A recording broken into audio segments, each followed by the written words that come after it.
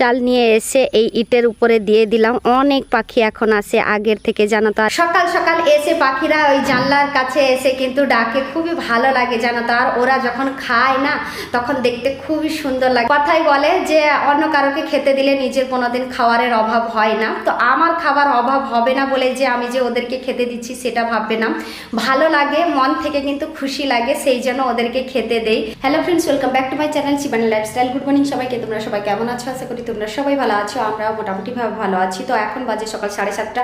তো আমি আমার ব্লগটা সকাল 7:30 থেকে স্টার্ট করলাম। তো যারা আমার চ্যানেলে নতুন আছো প্লিজ তারা সাবস্ক্রাইব করে আমাকে সাপোর্ট করো। সকালে 7:30 বেজে গেছে। সকালে তাড়াতাড়ি ঘুম থেকে উঠে বাসি কাজ শেষ করে নিয়েছি। তো যাব এখন কিচেন রুমে দুপুরের জন্য রান্না করতে। তোমরা তো সকলেই জানো আমি এখন গরমের মধ্যে দুপুরবেলা আর রান্না করি না, এই সকালের মধ্যেই কিন্তু শেষ করে ফেলি সমস্ত কাজ। তো চলো তাহলে প্রথমে বাসি কাজ শেষ করা হয়ে গেছে, যখন পাখিদেরকে খেতে দেব, আর পাখিদের জন্যই তো আমার ঘুম থেকে ওঠা। সমস্ত বাসি কাজ শেষ হয়ে গেছে, যখন পাখিদেরকে অল্প দুটো চাল দিয়ে দিই। চাল নিয়ে এসে এই ইটের উপরে দিয়ে দিলাম। অনেক পাখি এখন আসে আগের থেকে, জানো তো। আর এটা কর্ণাটকের ইটে, সিমেন্ট দিয়ে তৈরি এই ইটে, আর এই ইট দিয়েই কিন্তু ঘর তোলা হয় কর্ণাটকে।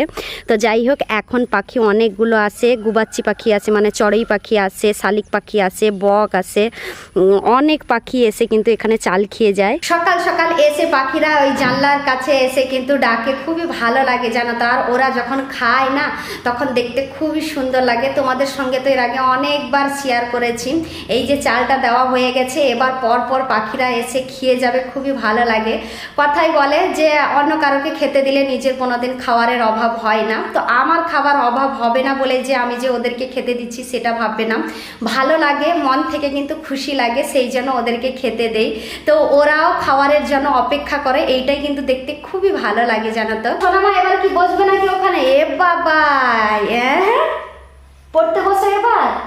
আমার সোনামা ঘুম থেকে তাড়াতাড়ি উঠে পড়েছে, পড়তে বসবে, ওর কাজ ও করে নিয়েছে, তাই তো সোনামা? আজকে খাবে কি? এদিকে আসো। মুড়ি খাবে? তাহলে দোকান থেকে মুড়ি নিয়ে আসতে হবে না সোনামা? হ্যাঁ, যা পয়সা দিচ্ছি দোকান থেকে মুড়ি নিয়ে এসো। আজকে ওদের বাড়িতেও অল্প দুটো মুড়ি মাখিয়ে দেবো, ঠিক আছে সোনামা? আর আজকে মুড়ি হবে এই জন্য, আমাদের বৃহস্পতিবার, তাই তো সোনামা? তো বৃহস্পতিবারের জন্যই তো আমরা সকালবেলা মুড়ি খাই, সেই জন্য। হ্যাঁ, পেঁয়াজ ছাড়া মুড়ি, কিন্তু ওদেরকে যে মুড়ি মাখিয়ে দেবো পেঁয়াজ দেবো। পেঁয়াজ না দিলে ভালো লাগে না। শশা নেই না সোনামা? শশা এখন কর্ণাটকের দাম হয়ে গেছে কত জানো তো? 80 টাকা 90 টাকা কেজি শশা হয়ে গেছে, সেই জন্য না বাড়িতে ভয়ে আর শশা আনি না, শশা ছেড়েই আমরা খাচ্ছি। শশা খেতে আমরা এত ভালোবাসি, কি বলবো তোমাদেরকে, ভীষণ ভালোবাসি শশা খেতে, কিন্তু শশার দাম যে এত বেড়ে যাবে আমরা সত্যি ভাবতে পারিনি। তো সেই জন্যই শশা বাড়িতেও অনেক দিন হয়ে গেছে শশা বাড়িতে নেই। তো আজকে শশা ছাড়াই মশলা মুড়ি বানিয়ে খাবো, তাই তো সোনামা? কালকে রাত্রেবেলা কাঁচা ছোলা ভিজিয়ে দিয়েছি, ছোলা তার সাথে সাথে মুগও ভিজিয়ে দিয়েছি, আজকে মাখিয়ে খাবো। তো যাও সোনামা, পড়তে বসবে আগে নাকি দোকানে যাবে আগে? হ্যাঁ ঠিক আছে, তাহলে পয়সা নিয়ে যাও, দোকান থেকে মুড়ি নিয়ে এসো। বাড়িতে অল্প দুটো মুড়ি আছে, 20 টাকা নিয়ে যাও, 20 টাকার মুড়ি নিয়ে এলে হয়ে যাবে। আহা দেখো শিখে দিল। আর দোকানটা দেখতে পাচ্ছ তোমরা, এইখানেই বাড়ির সামনেই দোকানটা আছে। সোনামা কিন্তু নিয়ে আসতে পারবে আরামসে। ওই দেখো লোকজন দাঁড়িয়ে আছে।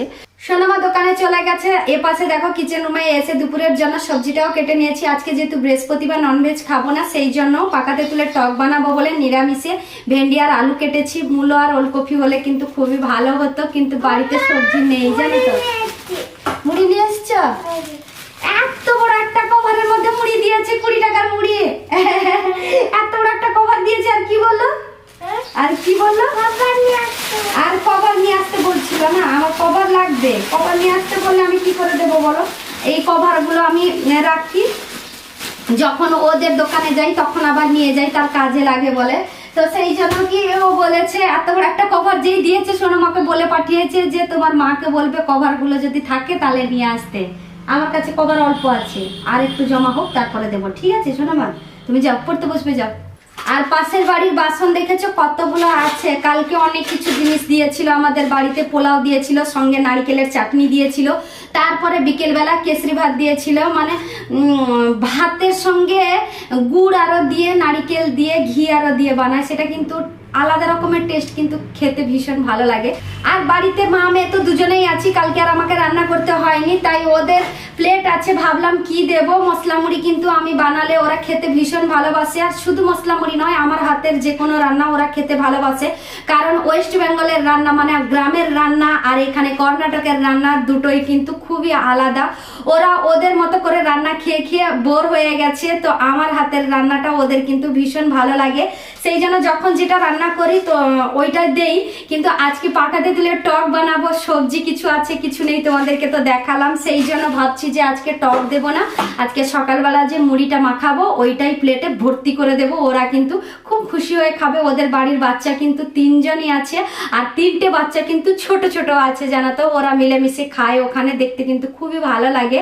খুশি হয়ে যে জিনিসটা দেই ওরা কিন্তু নিয়ে নেয়, আর ওখানেই বসে খাই, দেখতে ভীষণ ভালো লাগে। সেই জন্য ভাবলাম যে আজকে মুড়ি মাখিয়ে ওদেরকে দেব। মুড়ি মাখানো হয়ে গেছে, এই দেখো ওদেরকে প্লেট দিয়ে দিয়েছি, পুরো 1 প্লেট দিয়েছি ভর্তি করে। সোনামা সাবধানে নিয়ে যাবে, ঠিক আছে? আর এদের ছোট ছোট বাসনগুলো যে আছে এইরকম উপরে থাকো, নিয়ে যেতে পারবে তো? সেটা ছেড়ে দাও, শুধু এইটা ধরো। এটা তো আর গরম না, মশলা মুড়ি গরম না, ভালো করে ধরো। নিয়ে যেতে পারবে তো? যা। দুপুরের রান্নাটা শেষ, এই দেখো পাকা তেঁতুলের টক বানানো হয়ে গেছে, শুধু ভাতটা বানাতে বাকি আছে, একটু পরে ভাত বসাবো, সঙ্গে আলু ভাতেও দেবো। তো ওপাশে জল চলে এসছে, জলটাও ভরবো। তো আজকের ব্লগটা এই পর্যন্ত। তোমাদের যদি ভালো লেগে থাকে তাহলে তোমরা লাইক করবে, কমেন্ট করবে, শেয়ার করবে, সাবস্ক্রাইব অবশ্যই করবে।